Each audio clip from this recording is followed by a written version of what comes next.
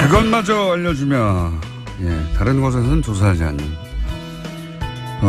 두 가지죠. 하나는 주 중에 조사, 그리고 뉴스공장만의 현안 조사, 두 가지를 하는 시간입니다. 리얼미터 권순정 조사 분석실장 나오셨습니다. 안녕하십니까? 예. 주중이라는 게 이제 여론이 어느 한 방향으로 가는 와중이기 때문에 잘 발표가 안 되는데 보통 주말이나 이렇게 잠정적으로 보시면 될 것 같습니다. 흐름을 보는 시간이라고 보시면 될 것 같아요. 자, 우선 대통령 지지율이 북핵 사태 이후 계속 하락세였지 않습니까? 네. 이번 주는 어떻습니까? 지난주에 또 갑자기 지난주 금요일이었나요? 지난주 금요일이었나요? 미사일 발사를 했었잖아요. 또 발사를 했죠. 또 발사를 했습니다. 북핵 6차 실험한 이후에 또 발사도 했기 때문에 또 한 번. 6차 핵실험 이후에 12일 만입니다. 미사일 발사를 했었고, 그리고 이제 국제기구의 주관의 대북 인도적 지원, 이 논란이 월요일 정도까지 상당히 주말 거치면서 되게 많이 진행이 됐습니다. 그래서 4주째 하락을 했습니다. 떨어진 폭은 그렇게 크지는 않은데요. 1.4%포인트 내린 65.7%입니다. 긍정평가가. 부정평가는 29.8%로 올랐습니다. 특이점을 보자면은, 대구 경북에서 취임 후 처음으로 아주 미미한 차이긴 하지만 부정평가가 47, 긍정평가가 46으로 부정평가가 앞서기 시작을 했었고요. TK 지역에서. 네. TK는 3주 연속 내림세가 계속 이어지고 있습니다. 그리고 이번 주 조금 특이한 부분들은 지난주까지는 40대 이하라든지 호남 같은 경우는 상당히 높은 지지율을 계속적으로 유지를 하고 있었거든요. 그 호남 같은 경우는 이번 주에는 70%대로 떨어졌고 40대, 30대, 20대 이쪽에서도 80%대 초중반을 유지를 하다가 70%대로 떨어졌습니다. 그렇군요. 네. 진보층에서는 항상 90%를 넘어왔었는데 80%대 중반으로 하락을 했고요. 이게 대북 인도 지원 논란 같은 경우에는 북핵 위기가 있는데 이 시점에 대북의 인도 지원을 해야 되겠느냐 하는 갈등의 논란이 진보층에도 있는 거죠, 실제. 맞습니다. 보수층뿐만 아니라 진보층에서도 그리고 20대와 30대를 비롯한 청년층에서도 진보적인 의식은 가지고 있지만 이 현재적인 엄혹한 상황 속에서 안보 논란 속에서 안보 위기 속에서 현재 지금 지원을 해야 되겠나라는 인식이 상당히 퍼져 있는 것 같습니다. 그게 이제 6차 핵실험하고 10번째 미사일 발사 되는 연속적인 상황, 그리고 뭐 특히나 트럼프 대통령의 거의 하루가 멀다고 나오는 전쟁 불가론. 그렇습니다. 불가론이 아니라 불사론 같은 게.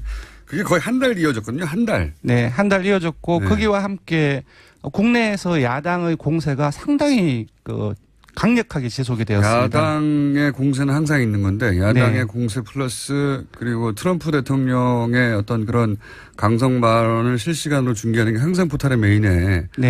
아침마다 일어나면 오늘 전쟁 날 것 같아요. 네, 그렇습니다. 외국의 그런 사례들이라든지 자유한국당 같은 경우는 NPT 탈퇴 이 부분도 이미 언급이 되었고 그래서 이성보다는 감성이라든지 그런 어떤 진영 논리 그런 부분들이 상당히 강화된 시기였습니다. 공심이 한 달간은 최대치로 자극됐다고 볼 수 있고. 저는 그렇게 한 달간 주요 포탈과 그다음에 보수 매체 혹은 야당 언론들 그리고 실시간 전쟁 가능성에 대한 중계로 한 달간 때린 것 치고는 한 8% 정도 떨어졌나요? 8월 5주차부터 이번 주차까지 4주차까지 이렇게 빠지고 있는데요. 8.2%포인트 하락했습니다. 그 정도면 저는 굉장히. 지지도가 워낙 높았기 때문에 8.2%포인트 하락을 해도 지금 여전히 60%대 중반, 60% 중반이면 3명 중에 2명이 지지를 하는 응답이거든요. 저는 이제 어떤 관점에서 봤냐면 한 달간 이 정도로 사실 현 정부를 옹호하거나 또는 현 정부의 처지를 이해하거나 현 정부의 대처에 대해서 긍정하는 기사는 없어요. 한 달간.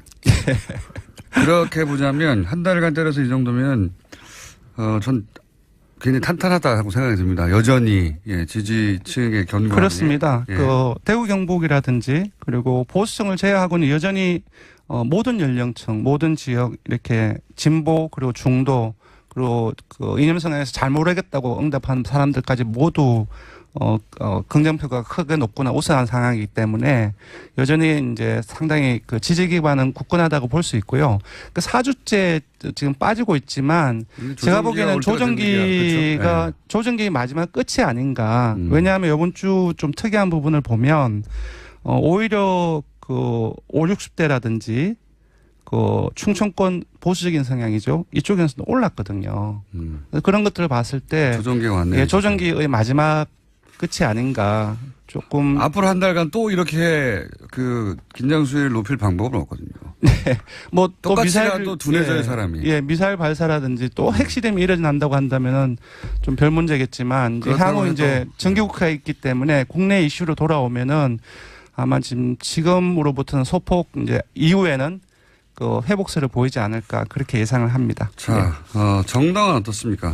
정당은 민주당이 그 지난 4주 동안 하락세였습니다. 근데 이번에는 소폭 올랐습니다. 그래서 0.5%포인트 올라서 49.8%고요. 정당은 조정기가 더 빨리 왔네요. 네.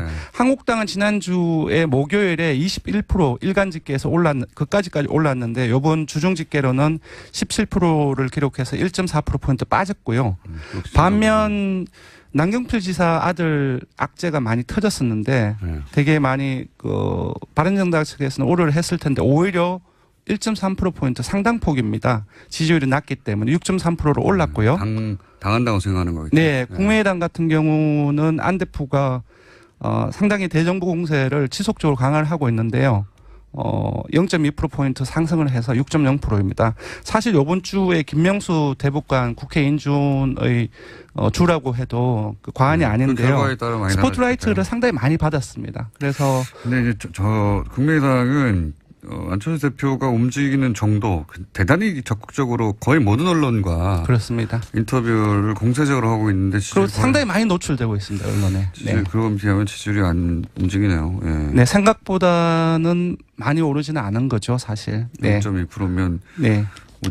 워낙 지지율이 사실은 바른정당, 국민의당, 정의당은 낮기 때문에. 예, 정의당도 소개를 해드려야 될 것 같네요. 정의당이 이번에는 좀 많이 빠졌습니다. 1.1%. 예, 한국당은 NPT 탈퇴라든지 핵무장론 그리고 트럼프가 그 북 완전 파괴, 그 유엔 연설했지 않습니까? 여기에 대해서 연일 강력하게 비판을 했었는데요. 1.1% 빠졌습니다, 오히려. 그래서 4.7%를 기록했고요. 전반적으로 이제 그 공포 심리가 네. 진보 진영에 대한 네. 지지를 좀 뺀다는 거는 뭐 여러 차례 입증되어 왔던 네네. 바인데. 예.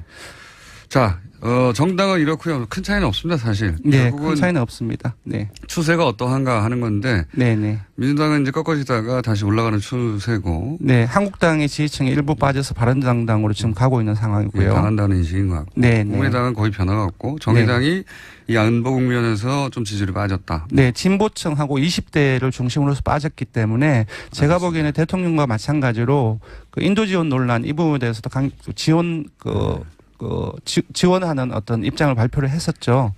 그래서 영향을 미치지 않았나 싶습니다. 네, 알겠습니다.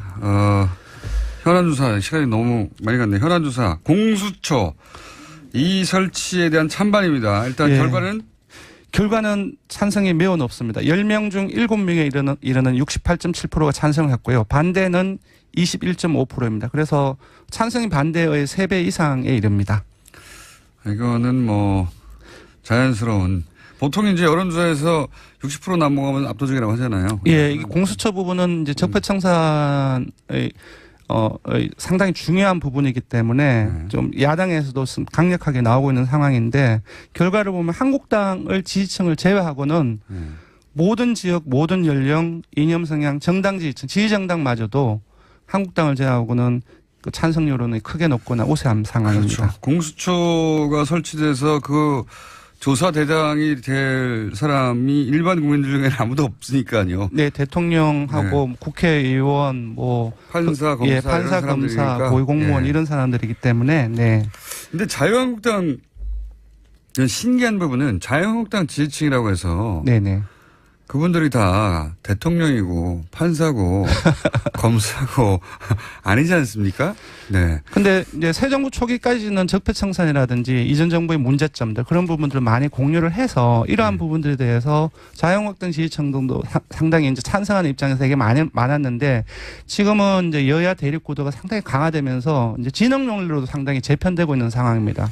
그렇게 만들기 위해서 자유한국당이 노력했고 그 점에서는 자유한국당이 일부 성과를 보고 있는 거죠. 상황이죠. 자유한국당 입장에서는 만족스럽지는 않겠죠. 물론 네네. 아직 뭐 10%대니까. 네네. 그렇지만 그렇게 끌고 가기 위해서 사실은 자유한국당은 대선 이후 지금까지 단 한 번도 노선을 바꾸지 않았다. 일관되게 진영 논리로 끌고 가기 위해서 노력했고 일부 네네. 성과를 북핵 덕분에 얻고 있다. 사실상 중도라든지 이쪽으로 확대 전략보다는 자신의 지지층, 바른정당도 있기 때문인 것 같은데요. 자신의 지지층을 강화시키기 위한 그런 전략에 집중을 하고 있는 것 같습니다. 앞으로도 그럴 것 같고요. 그럴 수밖에 없죠. 본인들이 누리던 지지율이 사실은 생각해 보면 탄핵 국면 이전에 네네. 최소한 이것의 두세 배 정도 됐었거든요. 네네. 30-40% 가까이 됐었으니까. 네네. 그것에 반토막에 가깝지 않습니까? 예, 그렇죠. 네.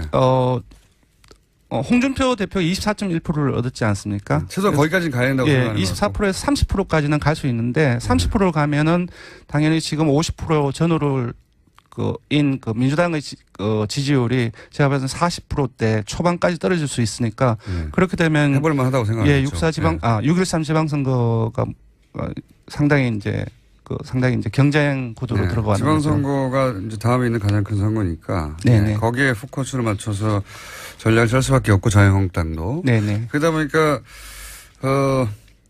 일부에서는 너무 극우적이다라고 비판도 하지만 가장 자신 있고 항상 해왔던 방식으로 할 수밖에 없는 거죠. 그렇습니다. 이해하자면. 지지율이 그걸 보여주고 있습니다. 대선 이후에 지금까지 지속적으로 완만하게 계속 상승세에 있습니다. 과거에 자신들이 했던 가장 익숙한 방식으로 이제 그러면서 극단적이 되어가는 부분에 대한 비용을 감수하는 거죠. 그렇습니다. 확장성은 떨어져 갈 수밖에 없는데 그건 이제 자유한국당의 딜레마겠죠. 그쪽에서도 이렇게 극단적인 이미지로 가서 지지율 어느 정도 오르겠지만 그 다음은 어떻게 하냐는. 근데 그렇죠. 이제 그건 그때 고민할 일이고. 그거는 전국 선거에서는 문제가 되지만 지역 선거 같은 경우는 개별 지역으로 나눠져 있지 않습니까? 그러면 개별 지역에서는 보수 중도라든지 그런 것들이 한쪽에 집중되어 있는 지역들이 많기 때문에 일정 성과를 최소한은 올릴 수 있는 거죠. 그래서 이제 전략적으로 그렇게 가는 것이다. 유석순 위원장도 그래서 저는 영입했다고 봅니다.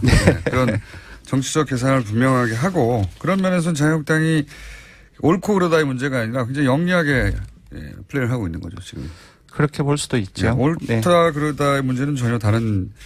옳다 그러다의 문제는 아니고요. 다른 차원의 문제지만 그냥 단순히 이것을 전략의 차원에서 분석하자면 자유한국당의 전략이 굉장한 위험을 감수하고 있지만 지금 여기까지 지지율이 일단 올라오는 데까지는 기여했다. 그 다음부터가 문제라고 봅니다. 여기서 과연 국민들이 많이 바뀌었기 때문에. 최소한 지역선거인 6.13 지선에서는 일정 정도 효과를 볼 수 있다라고 보는 거죠. 저는 자유한국당 입장에서 피해도 굉장히 크다고 보는데 그건 저희가 걱정할 건 아니고. 자, 여기까지 하겠습니다. 조사 개요는요? 이번 대통령 정당 조사는 TBS 의뢰로 전국 19세 이상 성인을 대상으로 18일부터 20일 사흘 동안 무선 80%, 유선 20%, 전화면접 자동응답, 혼영 방식으로 실시했고 최종 응답자는 1,526명입니다. 표본 오차는 95% 신뢰 수준 플러스 마이너스 2.5%포인트, 응답률은 4.4%이고요. 이번 현안 조사는 최종 응답자가 514명이었고 표본 오차는 95% 신뢰 수준 플러스 마이너스 4.3%포인트, 응답률은 5%였습니다. 지금까지 리얼미터 권순정 조사 분석 실장이었습니다. 감사합니다. 고맙습니다. 진보층에서도 그리고 20대와 30대를 비롯한 청년층에서도 진보적인 의식은 가지고 있지만 이 현재적인 엄혹한 상황 속에서 안보 논란 속에서 안보 위기 속에서 현재 지금 지원을 해야 되겠나라는 인식이 상당히 퍼져 있는 것 같습니다. 그게 이제 6차 핵실험하고 10번째 미사일 발사 되는 연속적인 상황 그리고 뭐 특히나 트럼프 대통령의 거의 하루가 멀다고 나오는 전쟁 불가론. 그렇습니다. 불가론이 아니라 불사론 같은 게 그게 거의 한 달 이어졌거든요. 한 달. 네, 한 달 이어졌고 네. 거기와 함께 국내에서 야당의 공세가 상당히 강력하게 지속이 되었습니다. 야당의 공세는 항상 있는 건데 야당의 네. 공세 플러스 그리고 트럼프 대통령의 어떤 그런 강성 발언을 실시간으로 중계하는 게 항상 포탈의 메인에 네네. 아침마다 일어나면 오늘 전쟁 날 것 같아요. 네, 그렇습니다. 외국의 네. 그런 사례들이라든지 자유한국당 같은 경우는 NPT 탈퇴 이 부분도 네. 이미 언급이 되었고 그래서 이성보다는 감성이라든지 그런 어떤 진영 논리 그런 부분들이 상당히 강화된 시기였습니다. 공고심이 한 달간은 최대치로 자극됐다고 볼 수 있고 이념성에서 잘 모르겠다고 응답한 사람들까지 모두 긍정표가 크게 높거나 우세한 상황이기 때문에 여전히 이제 상당히 지지 기반은 굳건하다고 볼 수 있고요. 4주째 지금 빠지고 있지만 제가 보기에는 조정기가 조정기 마지막 끝이 아닌가. 왜냐하면 이번 주 좀 특이한 부분을 보면 오히려 5, 60대라든지 충청권 보수적인 성향이죠. 이쪽에서는 올랐거든요. 그런 것들을 봤을 때 조정기가 왔네요. 예, 조정기의 마지막 끝이 아닌가. 조금 앞으로 한 달간 또 이렇게 긴장 수위를 높일 방법은 없거든요. 네. 또 똑같이 미사일 또 둔해져요, 사람이. 예, 미사일 발사라든지 또 핵실험이 일어난다고 한다면은 좀 별 문제겠지만 이제 향후 이제 정기국회가 있기 때문에 국내 이슈로 돌아오면은 아마 지금으로부터는 소폭 이제 이후에는 회복세를 보이지 않을까 그렇게 예상을 합니다. 자, 정당은 어떻습니까? 정당은 민주당이 지난 4주 동안 하락세였습니다. 근데 이번에는 소폭 올랐습니다. 그래서 0.5%포인트 올라서 49.8%고요. 정당은 조정기가 더 빨리 왔네요. 네. 한국당은 지난주에 목요일에 그것마저 알려주면 다른 곳에서는 조사하지 않는 두 가지죠. 하나는 주 중에 조사 그리고 뉴스공장만의 현안 조사 두 가지를 하는 시간입니다. 리얼미터 권순정 조사 분석실장 나오셨습니다. 안녕하십니까? 예.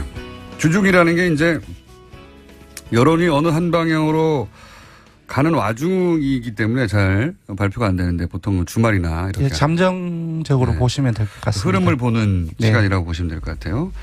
자, 우선 대통령 지지율이 북핵 사태 이후 계속 하락세였지 않습니까? 예, 네. 이번 주는 어떻습니까? 지난주에 또 갑자기 지난주 금요일이었나요? 네. 지난주 금요일이었나요? 미사일 발사를 했었잖아요. 또 발사를 했죠. 예, 또 발사를 했습니다. 북핵 6차 실험한 이후에 또 예. 발사도 했기 때문에 또 한 번. 예, 6차 핵실험 이후에 12일 만입니다. 네. 미사일 발사를 했었고, 그리고 이제 국제기구의 주관에 대북 인도적 지원 이 논란이 월요일 정도까지 상당히 주말 거치면서 되게 많이 진행이 됐습니다. 그래서 4주째 하락을 했습니다. 떨어진 폭은 그렇게 크지는 않은데요. 1.4%포인트 내린 65.7%입니다. 긍정평가가. 부정평가는 29.8%로 올랐습니다. 네. 특이점을 보자면은 대구 경북에서 취임 후 처음으로 아주 미미한 차이긴 하지만 부정평가가 47, 긍정평가가 46으로 부정평가가 앞서기 시작을 했었고요. TK 지역에서. 네. TK는 3주 연속 내림세가 계속 이어지고 있습니다. 네. 그리고 이번 주 조금 특이한 부분들은 지난주까지는 40대 이하라든지 호남 같은 경우는 상당히 높은 지지율을 계속적으로 유지를 하고 있었거든요. 네. 호남 같은 경우는 이번 주에는 70%대로 떨어졌고 40대, 30대, 20대 이쪽에서도 80%대 초중반을 유지를 하다가 70%대로 떨어졌습니다. 그렇군요. 네. 진보층에서는 항상 90%를 넘어왔었는데 80%대 중반으로 하락을 했고요. 이게 대북 인도 지원 논란 같은 경우에는 북핵 위기가 있는데 네네. 이 시점에 대북의 인도 지원을 해야 되겠느냐 네네. 하는 갈등의 논란이 진보층에도 있는 거죠, 실제. 맞습니다. 보수층뿐만 아니라. 네네. 저는 그렇게 한 달간 주요 포탈과 그다음에 보수 매체 혹은 야당 언론들 그리고 실시간 전쟁 가능성에 대한 중계로 네. 한 달간 때린 것 치고는 한 8% 정도 떨어졌나요? 예, 8월 5주차부터 이번 주차까지 4주차까지 이렇게 빠지고 있는데요. 8.2%포인트 하락했습니다. 그 정도면 저는 굉장히. 예, 지지도가 워낙 높았기 때문에 네. 8.2%포인트 하락을 해도 지금 여전히 60%대 중반, 60% 중반이면 3명 중에 2명이 지지를 하는 응답이거든요. 저는 이제 어떤 관점에서 봤냐면 이 한 달간 이 정도로 사실 현 정부를 옹호하거나 또는 현 정부의 처지를 이해하거나 현 정부의 대처에 대해서 긍정하는 기사는 없어요. 한 달간. 그렇게 보자면 한 달간 때려서 이 정도면 전 굉장히 탄탄하다고 생각이 듭니다. 여전히 예, 지지층의 견고함이. 그렇습니다. 예. 그 대구 경북이라든지 그리고 보수층을 제외하고는 여전히 모든 연령층, 모든 지역 이렇게 진보 그리고 중도 그리고